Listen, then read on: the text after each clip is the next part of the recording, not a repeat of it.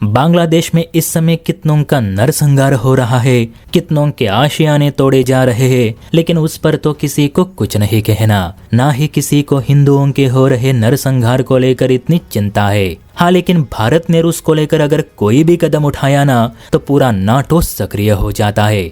ये देश ना सिर्फ भारत पे नजर गड़ाए बैठे हैं, तो बार बार यूक्रेन युद्ध का हवाला देकर भारत को ताने भी मारते हैं। पूरी दुनिया में इतनी प्रॉब्लम्स चल रही है, लेकिन इन गोरे देशों की नजर भारत पे ही क्यों लगी रहती है, कभी कभी समझना मुश्किल हो जाता है। आज भी कुछ ऐसा ही हुआ, जिस पर इन पश्चिमी देशों ने भारत के फैसले पर कड़ी आपत्ति जताई। तो चलिए विस्तार से समझते हैं कि आज ये नाटो वाले भारत पर गुस्सा क्यों है।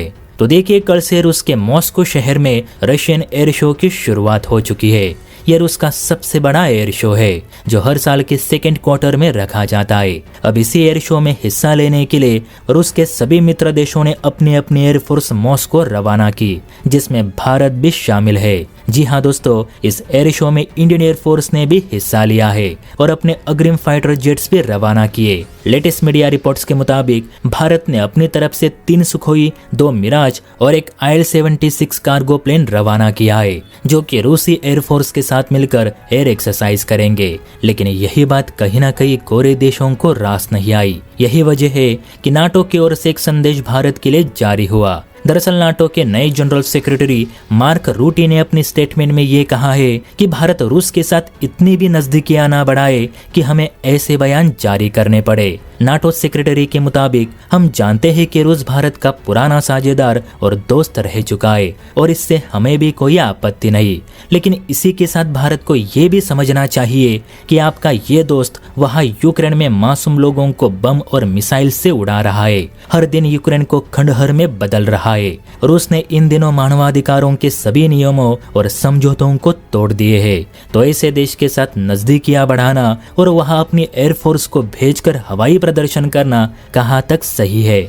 अब इस पर भारत की ओर से कहा गया कि किसी की भी लड़ाई अपनी व्यक्तिगत लड़ाई रहती है, जिसमें भारत नाटो की तरह दखल तो नहीं दे रहा। रही बात एयरफोर्स भेजने की, तो अकेले भारत ने अपने जेट्स रूस नहीं भेजे, तो ब्रिक्स और G20 के बहुत से देशों ने अपने जेट्स रूस भेजे हैं। हम सिर्फ एक एयर शो का हिस्सा बने हैं, ना कि यूक्रेन के खिलाफ जारी युद्ध के सदस्य।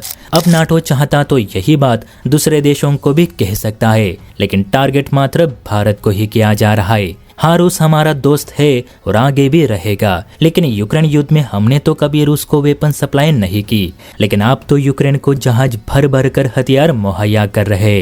क्या ये युद्ध में हस्तक्षेप करने जैसा नहीं? इतना याद रहे कि भारत किसी के अधीन नहीं और नाटो के तो बिल्कुल भी नहीं। इसीलिए हम पर झूठे आरोप लगाना बंद करें। मुझे तो इस समय यही लगता है कि नाटो वाले अगर जानबूझकर भी भारत को नाटो का सदस्य बनाना चाहते हो ना, तब भी हमें इनका सदस्य नहीं बनना चाहिए, वरना ये गोरे तो हमारी आज़ादी ही छीन लेंगे। जय हिंद।